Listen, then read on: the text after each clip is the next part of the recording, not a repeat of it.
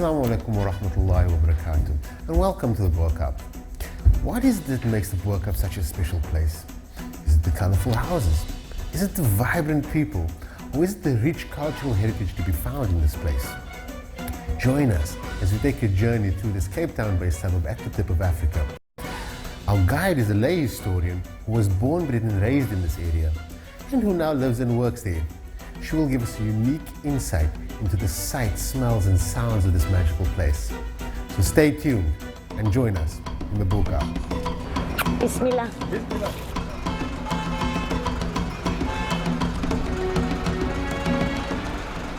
If you use the romantic cobblestone streets as your guide, you will be led into a lively suburb filled with brightly painted houses from the 17th through to the 19th centuries.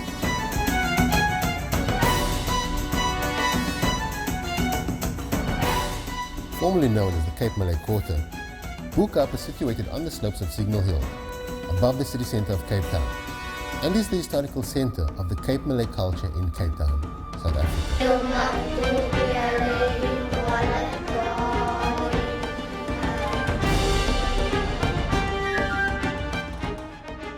The Boer Cup is also the site of many beautiful Muslim shrines and mosques.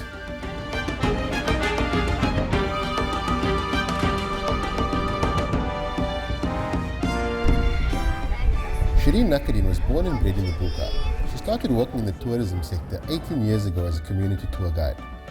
Today, she speaks with authority on a number of subjects, especially as they relate to the mother city and her culturally rich people.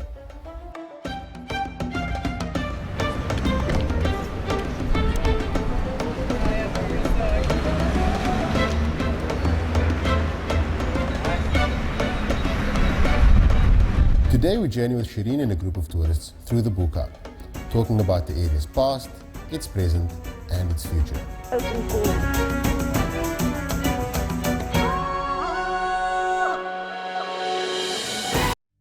Boer Cup started way back in the time of slavery. Now we find that although slavery started in 1652, 1658 onwards, you find that Boer Cup itself only became a residential area around 1763, when a man by the name of Jan de Waal had built several houses that he hired out to the slaves. When slavery was abolished, that is when slaves just stayed on in the area and they started working and they started careers. Slaves came from all over. Slaves came from India, Indonesia, Java, Ceylon. They came from North Africa, East Africa, Madagascar. They also came from the Malaysian archipelago.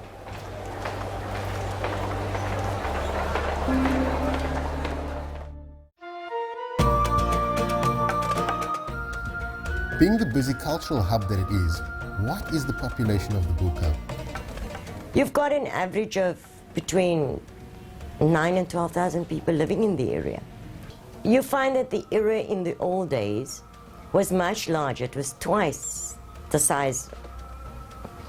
You can say twice, a little bit more than twice, even 3 times the size of what it is today. Boer Cup itself was decreased over the years.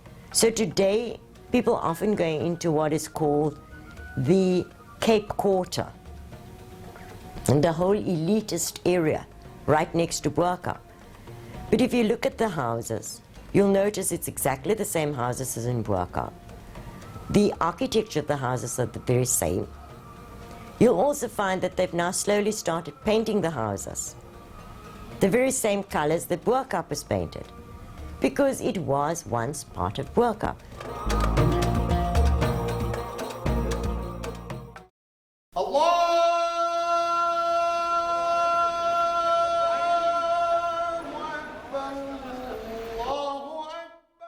So you had quite a bit of Muslim people living there, but it wasn't termed as a Malay quarter. It only became predominantly Muslim in 1934 under the Group Areas Act of South Africa. Group areas was when certain race, religious, ethnic groups had to live in certain areas. They termed this the Cape Malay Quarter, meaning only so-called Malays could live here. The first so-called black people that moved out of the area formed the Ndabini townships Indian people had to go to Indian areas, Hindu people had to go to Indian areas, Jewish and Portuguese people, because they were also declared under the so-called white population group, could go into areas of their choice. So-called Malays had to live here. Anybody who was not had to move out. Shireen explains what the difference is between a Cape Malay and an Asian. What's the difference between a Cape Malay and an Asian? If you took a knitting needle and you went into the root of the hair, if the root is curly, you term Cape Malay. If the root is straight, you term the Asian. So what's a Cape Malay? Malay is a word that was given to people. Could be possible because they had spoken the language of Mahatma Basa, also known as Malayu Basa. But you find that it was a term used under the old government. If you came from North Africa and you practiced Islam, you were termed Cape Malay or Asian. You practiced Christianity, you were termed the colored. Unless you were around then, or perhaps know of the racial classification under apartheid, labeling people according to skin color may seem to be of little consequence. However, these classifications had a real impact on a person's employment prospects. So generally, you could be at the time a so-called white person with a grade 7 certificate, an Indian person with a grade 10 certificate, a Cape Malay or colored with a grade 12 certificate, a university graduate that was a black person. When it came to employment, first you're white, then Indian, then Cape Malay or colored, then black. So that is how bizarre your apartheid terminology was in those days.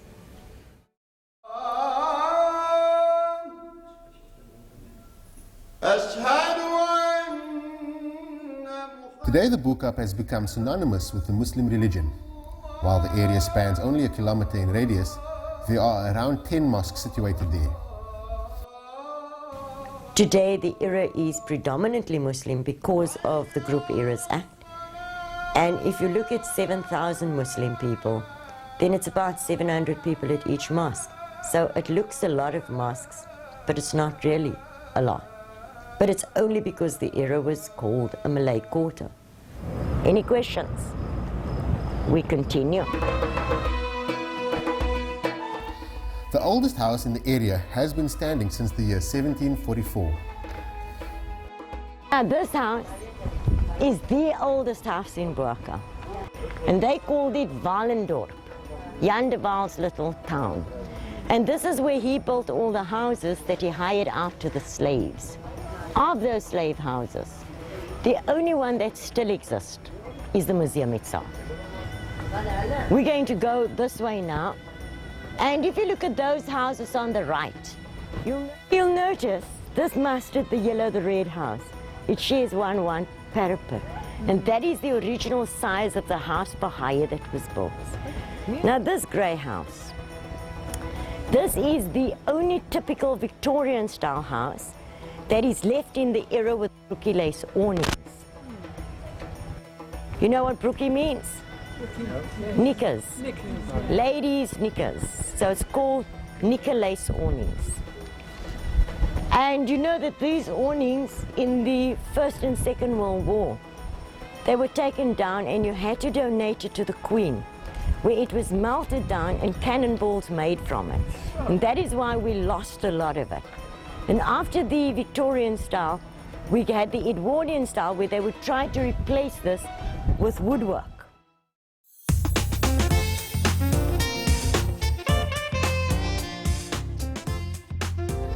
As Shireen and the tourists journey on, there is another important pit stop they must make: the food.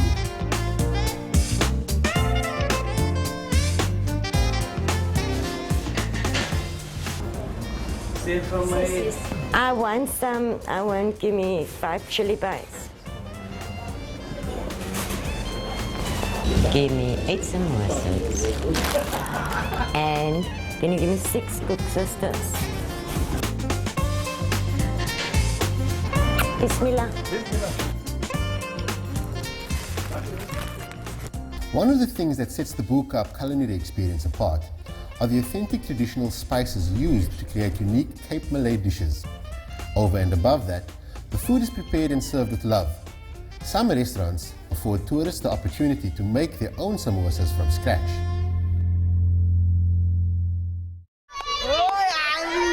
With the history of the Boerkaap being as rich as it is no wonder that the Scottish Kloof Institution, founded by the late Dr. Abdurrahman, is the hub of learning for children from the area.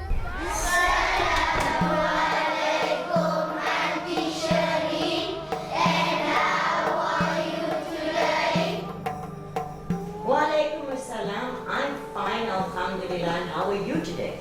We are fine, alhamdulillah. Now, you know what we're going to do? You know why I'm with you people? No. I'm going to take you on a tour. Now, I'm going to ask you one question. Do you know who built the school that you're in? Yes. Who built the school?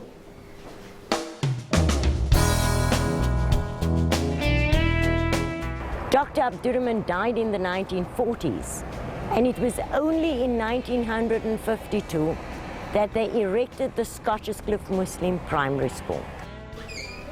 And what happened was, did he just decide to build a school? No. Dr. Abdurrahman, very early in the 1900s, as early as 1902, Dr. Abdurrahman's family was very rich. They didn't want his family didn't want him to be a tradesperson. And what they did was they sent him to Scotland. When he came back as a doctor in medicine. Now, we had two kinds of people here. We had white people and we had non-white people. And Dr. Abdurrahman fell into the non-white group. And Dr. Abdurrahman, unfortunately, he couldn't go to university because no universities here in South Africa wanted to take people on that was non-white. Dr. Abdurrahman then found that there was a school. The school was St. Paul's Primary School, and they gave preference to the Anglican congregation. And that is why Dr. Abdurrahman wanted to build a school that was open to any other child, not only Anglican children, not only Muslim children. Today, it's a state-aided school, a state-run school, but the building itself belongs to the Dr. Abdurrahman Trust. So while the state will try to see to all educational needs, they will not renovate or repair the building in whatever form. The trust has to do it. While they run a state curriculum, the only difference for religious instructions, they have Islamic studies. If the parent doesn't mind that the child learns Islamic studies, no matter what the race, religious, ethnic group of the child, they're welcome to attend the school.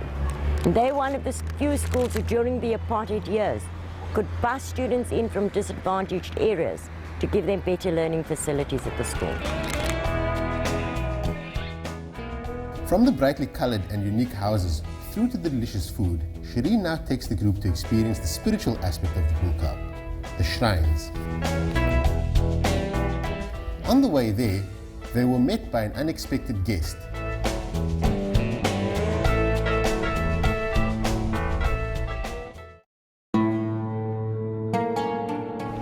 The word Tanabaru means new fields or new land. Now this is the oldest cemetery that is still left in Cape Town. On this cemetery, we have two shrines. The incompleted shrine is that of Imam Abdullah, the person who founded the Awal Mosque. The other shrine is that of Tuang Said Alawi, who came from Makkah in Yemen. We can go inside where you can take a seat and I'll tell you about both of these saints that are buried here.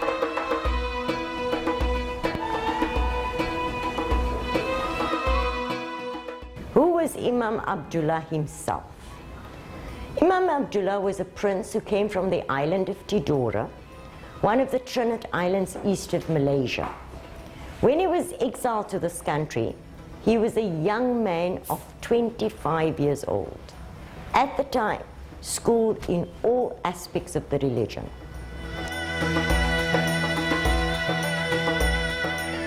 if you had practiced any other religion other than Dutch reform, such as the religion of Islam, you would be brought to the Cape, exiled to the Cape, taken to Robben Island, imprisoned there in the group that you were. The other 1 or 2 or 3 people that were left of that group could be lucky to be released from prison. And what we find is when they were released from prison, they continued preaching and propagating the religion of Islam. Well, at the time, up until 1804, religion couldn't be freely practiced. And it is while he served a prison term on Robben Island that he handwrote the Holy Quran from memory. He didn't write it once, he wrote it 4 times. And when he was released from prison, he looked for the mosque. He discovered that there was no mosque at the Cape. He discovered that the slaves were too scared to continue practicing their religion. That is why Imam Abdullah was so instrumental.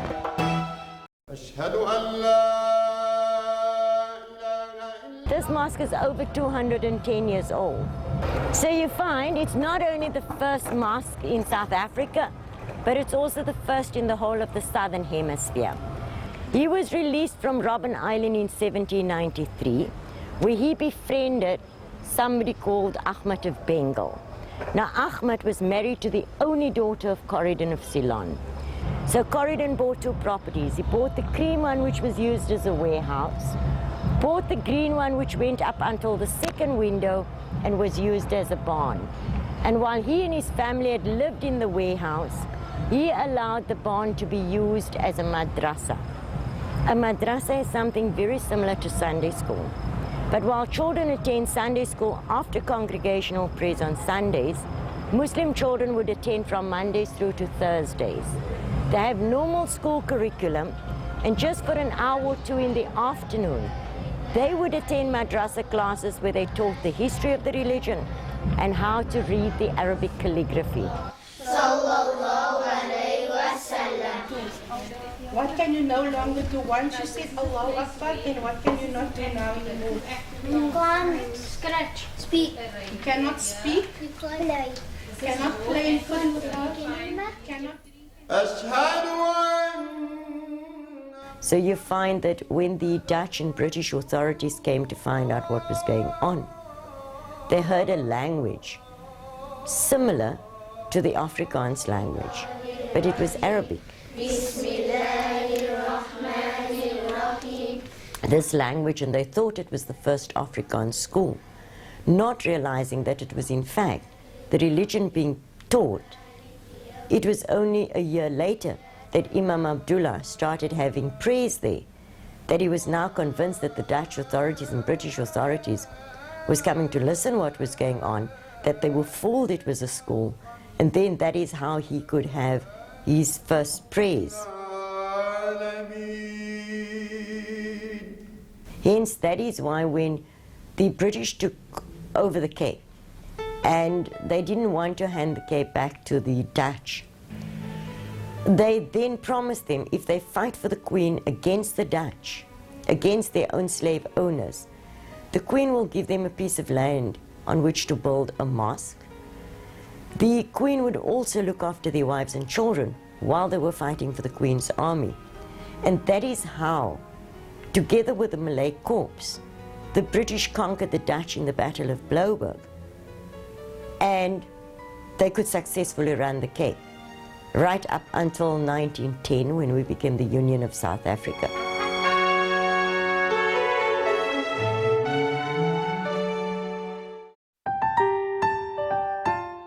After explaining about the history of Imam Abdullah, Shireen now tells the tourists about the second shrine built in honor of Imam Tuan Said Alawi. We're in the shrine of Tuan Said Alawi. Now, Tuan Said Alawi came from Makkah in Yemen. And when he was exiled to this country, he came here with a man called Haji Matara. Haji Matara died on Robben Island. Today we have a shrine erected there in honor of Haji Matara and all those people who had died there.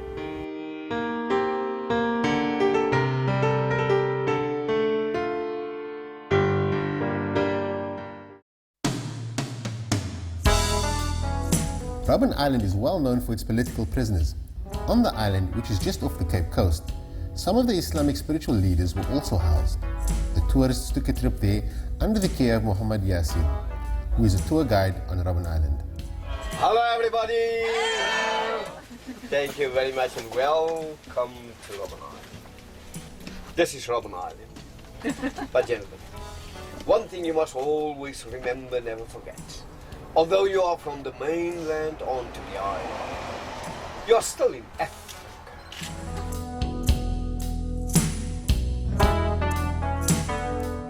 On your right hand side, that is not a mosque. There's a grave in that boat. The grave of an Indonesian who died on this island 300 years ago. Were brought all the way from the Far East to Robben Island as political prisoners. Many of them died on this island. And this is how the religions, Islam and Hinduism, first came to South Africa. But when Tuan Said was released from prison, he could go back to Makkah. But he decided that there was no religious leader at the Cape at the time. There was nobody who could act as a father figure. There was nobody who could give advice to the slaves. So to make his job a lot easier, he became a policeman. And as a custodian of the law, he had lawful access to places like the slave lodge, where after duty he would take the Quran, tuck it under his arm, go and preach the religion to the slaves. And when he found that they were sent to bed without food as a form of punishment, later the night he would return and feed those slaves. And when he found that they were severely beaten and flogged, the next day he would go to the slave owner, ask the slave owner to treat the slaves a little bit more leniently. But when the slave owner saw him, they thought he was coming to arrest them. So instead of listening to what he had to say, they would ask him for leniency. Eventually, it also became a known fact that not only did he know the laws of the Cape Colony, he also knew the laws of the Dutch East India Company, and he knew how these authorities were changing the law to suit themselves. And when he died, many would come to his grave in gratitude of what he had done. This is the history of two of the saints. If you go into the history of all of them, you'll find they've got a very different history. But in some way, they've all contributed to the survival of the religion of Islam in this country. Any questions? We continue further.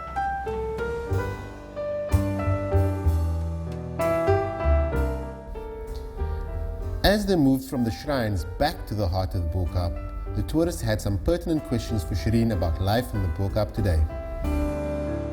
Sorry, what is in terms of like crime and social issues here, drugs and stuff, is it pretty good in this area, like amongst the youth?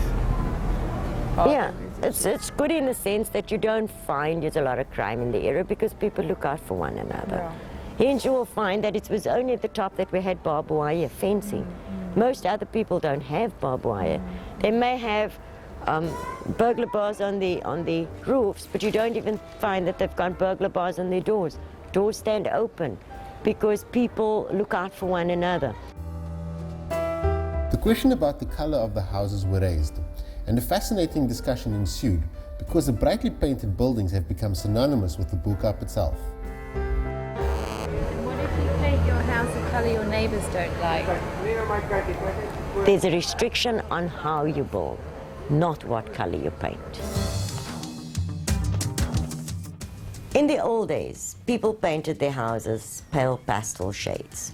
I can go back further to the time of slavery, where you will find most buildings weren't really painted, and those that were painted with what is known as lime. A lot of the buildings in Bo-Kaap was built with stone and mortar. But eventually when they started using cements, and they used the slime, and after the slime they started using paints, It is only we find in the last 15 to 20 years that fabrics in clothing came out in a brighter shade. We find that artworks came out in brighter colors. And that is how one house in Boerkap started off, painting a bright color. Soon others followed suit. You'll notice that they favor the color orange, but everybody goes for a different shade of orange. Lots of pinks and purples too. Yeah.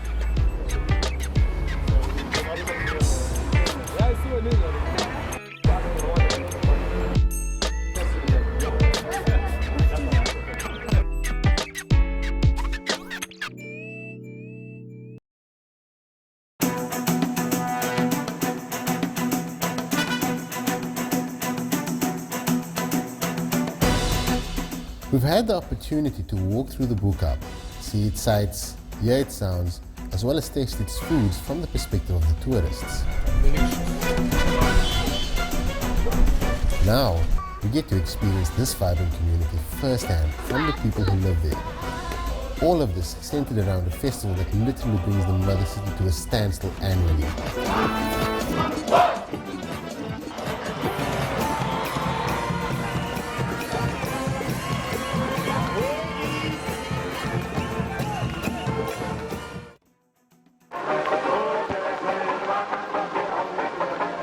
Every New Year's show unique in the world. A carnival that has brightened up the city for over 100 years. Today, if we look at the coons, which we're not allowed to use that word any longer because it's a derogative word, so we call them the Cape Minstrels. But you find that that grouping started coming late 1800s. By mid-1800s,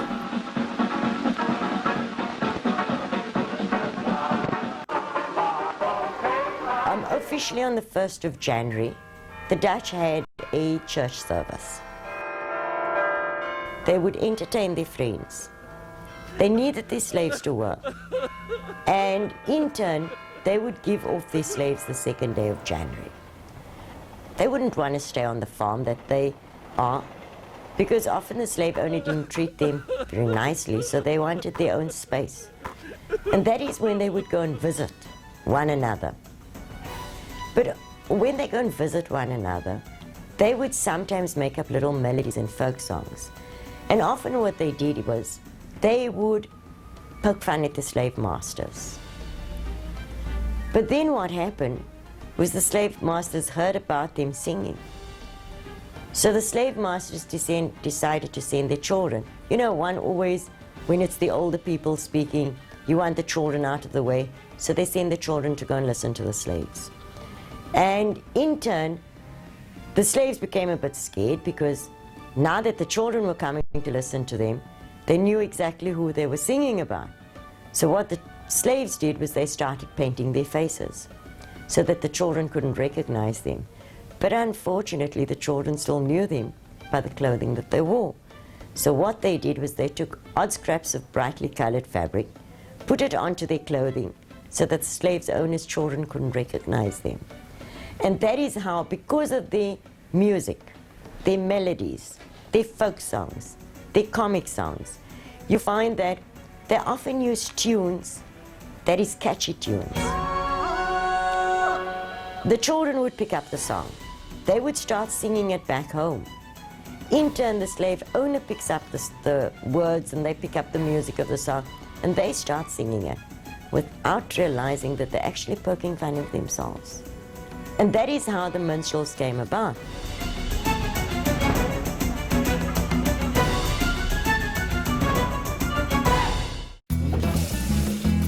That is the history of the carnival. Shireen now explains the meaning behind the painted faces. We find that the whole painting of the faces and the whole word coon comes from the word raccoon. Because if we look at the way the people had painted their faces in the early days, they painted their faces similarly to what a raccoon looked like. So is it like a skill that you learn, or?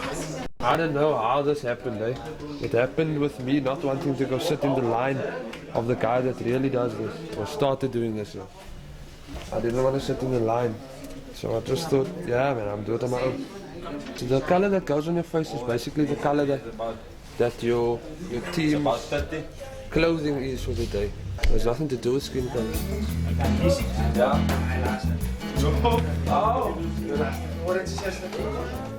Today it's all different colors that they use on the painting of the faces.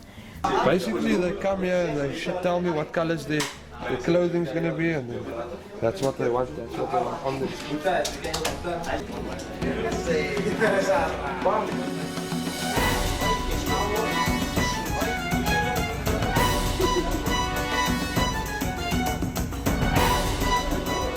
The face painting is just one aspect, the other are the clothes. And here no expense is spared as each group works hard to have their outfits stand out. And no one knows this better than the famous minstrel group, the Happy Boys. We are the Burger Happy Boys, and we're from Buka. And like the Burger Happy Boys, our motto is freedom of enjoyment, meaning everyone with us would really have a ball of a time. And as you can see behind us, we at the time of the year when we are actually issuing costumes, you can see everybody going off at sizes, the excitement building up obviously. We're 4 days away from competition, things are tensing up, and it's time to issue costumes, of which we've cut about 600 to 800 costumes this year. We're expecting quite a rush, quite a load of guys. Yeah, that's it. Well, we try and keep it as simple as possible. I think this year we've gone slightly luminous with our lime and purple, something that we've never had.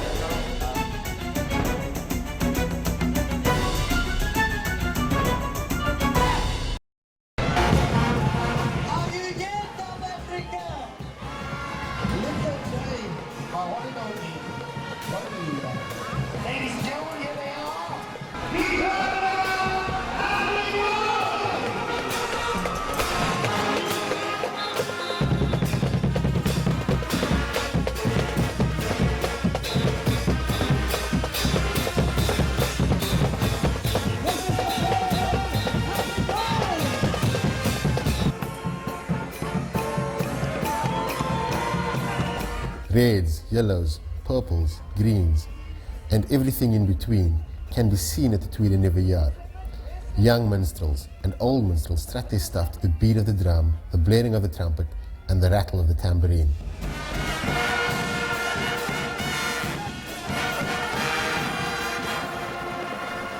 Children would sing, children would play musical instruments, and what is surprising is that a lot of those children doesn't have experience. They haven't had formal training as a singer. They haven't had formal training as a musician. They often play musical instruments by ear. And that is the amazing part, how children just get to do things by looking at it, by listening at it.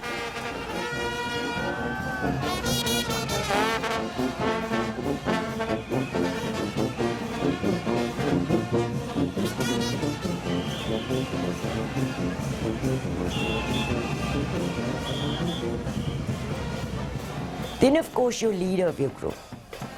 Now, you find often the leader of the group is not the person in front of the group. They would dress two children, or one child and an adult up as a comic person. Often you see them dressed up as a robot, robotic ways. Then you find the other person that they have, they'd use a transvestite to get the fun element of it. So it's a male dressed up as a female who would not only have the makeup on, but they would be the male in a female's body for that day, where they would sing and dance, and they would be dancing through the streets so that people can see how flamboyant it is. In the minstrel group, you find that they compete for There's no figure. One would say 101 different trophies. They get points how well the group is dressed at the time. They get points for how well they've used their colors for that time. They've used it for, and then you come on to the song types. You get your comic song, your melody, your English and Afrikaans folk song. You've got your pop song. You've just got a whole different lot of songs. And they get trophies for all of that.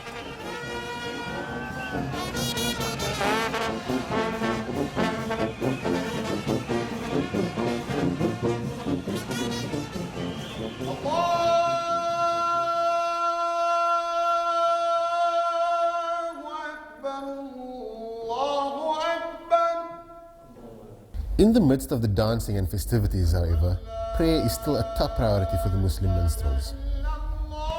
Today, we still predominantly have 70% of people that lives in the area being of Muslim faith. So you've got this whole religious observance. We have 5 prayer times, and now it's one of the 5, the Asr. So we're just waiting for, say, 15 minutes for the waqt to be finished. The waqt is the prayer time. Our Muslim religion, when it comes to praying time, then we have to stop whatever we're doing. Only now, and then we have to stop again like 8 o'clock, you know. And then 9 o'clock again for Maghrib and Isha. And then, you know, that is our most important time of the day, you know, to respect our religion for everybody else, and then we take it from there. You find, unfortunately, due to prayers and the fact that Muslims are part of it, and the fact that Muslims observe their religion, as well as just having the fun element of the minstrels, you find that every 33 years we sit in a problem. The problem is that your Ramadan, the month of Ramadan, is 30 days. If any of that month falls within January the 1st or the month of January, you find that that group of minstrels, all Muslims in it, won't partake. We're making our religion coming first. So we do that. For Ramadan, we throw away that enjoyment for the time being till that is coming. Till that is finished, then we come again back again. Now, the month of Ramadan is one thing. Very soon after the Ramadan, people would leave for pilgrimage. Because people tend to go on pilgrimage averagely 7 to 9 weeks before pilgrimage actually culminates. So averagely, for 3 months, 3.5 months, it's a time when Muslims have religious observance, which can take a span of almost 10 years. That group of minstrels that had stopped because Ramadan had started the middle of January, or the last week in January, they would stop for the next 10 years. Now what happens? So from there, everybody went their own way, and that time they also finished it because we were not there anymore for them. They slowly start joining other groups. So from there on, they just separate, making their own. So there is a couple of them at their own cool choir.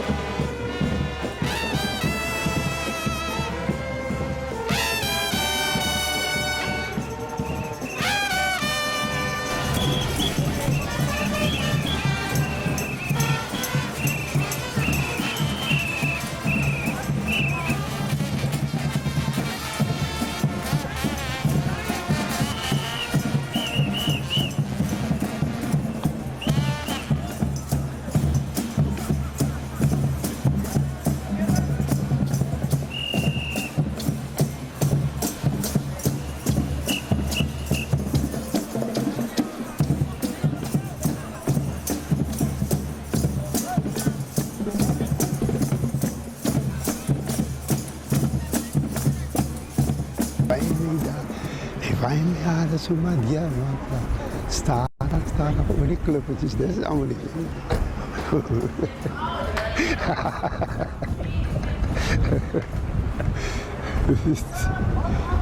Zie, dat is.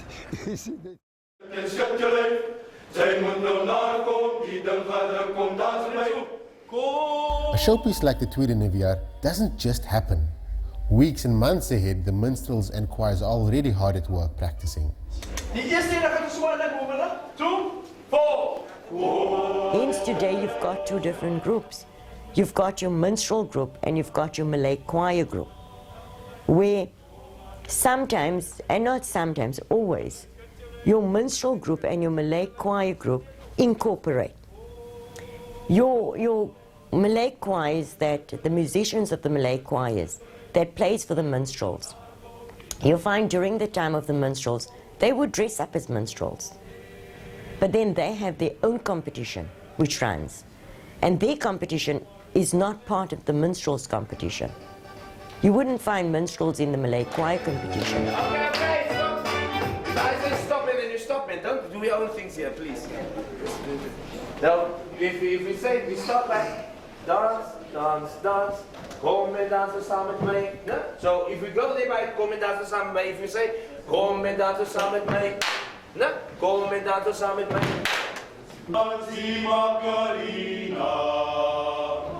Well, in our hearts, we are the best. In our hearts, and I think everyone is the best in their own capacity.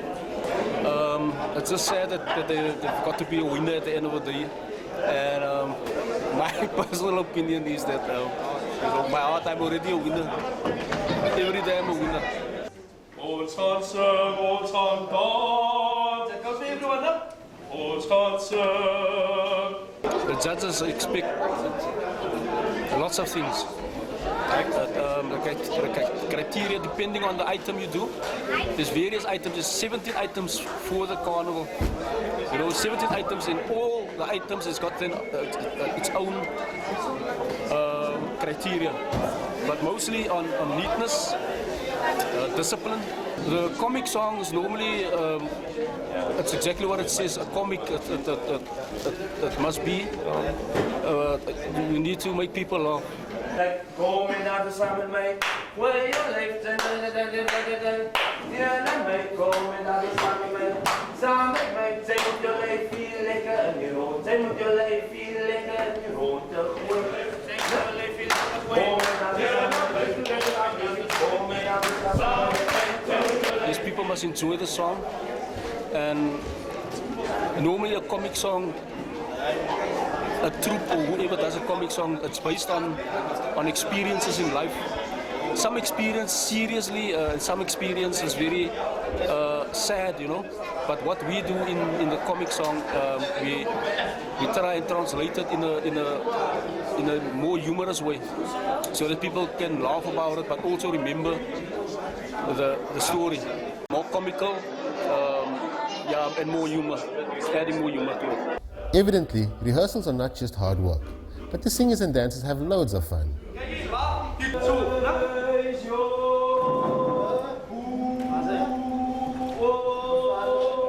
The Malay choirs walk around the streets.